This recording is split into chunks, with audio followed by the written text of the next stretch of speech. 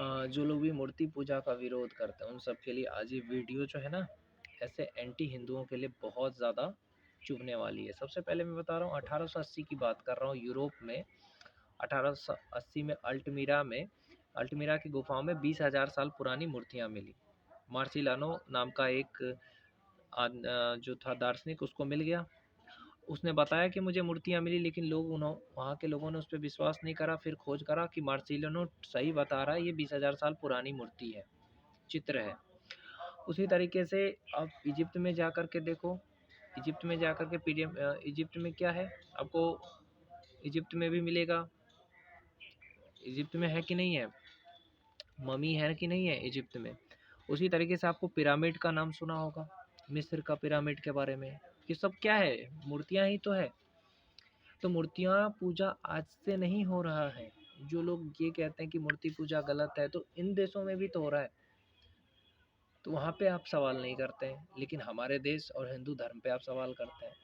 तो एक बार स्वामी विवेकानंद से किसी राजा ने पूछा था कि देखिए स्वामी जी, ये पत्थर की मूर्ति, लकड़ी, इसमें क्या रखा हुआ है, क्यों आप इसकी पूजा करते हैं, इसमें कोई जान है क्या, इसमें क्या प्राण दिया जाता है, प्राण प्रतिष्ठा दिया जाता है। तो ऐसे दुष्ट प्रवृत्ति नास्तिक लोगों के लिए एक ही चीज़ कहना चाहूँगा कि जैसे तुम अपने कहा ना स्वामी जी ने, जैसे उसके तुम्हारा जो बाप का फोटो है ना, उस पर अगर मैं थूक फेंकूं, उसको अगर मैं गाली दूं, तो तुम्हें कैसा लगेगा। यही चीज़ स्वामी विवेकानंद ने उस राजा से कहा।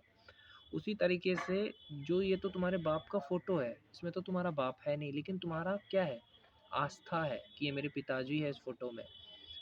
उसी तरीके से जो हिंदू धर्म के इतने सारे लोग हैं ना, उनकी आस्था है कि उनको उनके पत्थर में, लकड़ियों में भगवान नज़र आते हैं।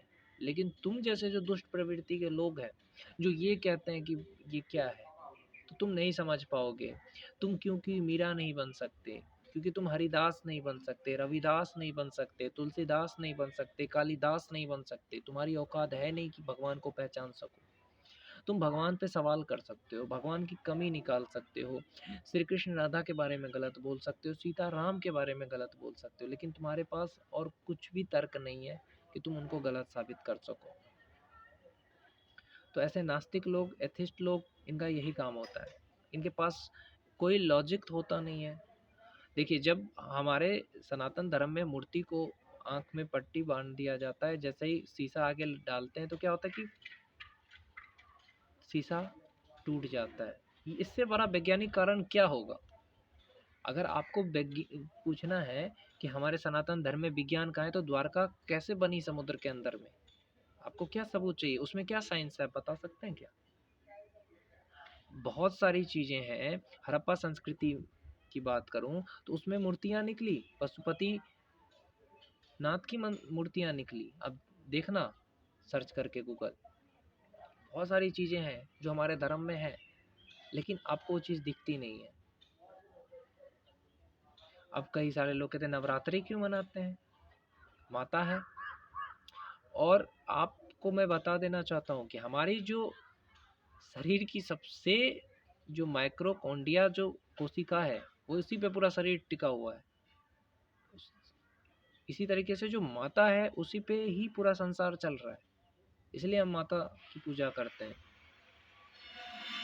और अगर मैं आपको बता दूं ब्रह्मा विष्णु महेश के बारे में, तो ब्रह्मा, देखिए जो ब्रह्मांड है, दो चीज़ों से मिलकर बना हुआ है, एक पदार्थ है और दूसरा ऊर्जा है, और इन्हीं दोनों को मिलकर के परमात्मा बनता है।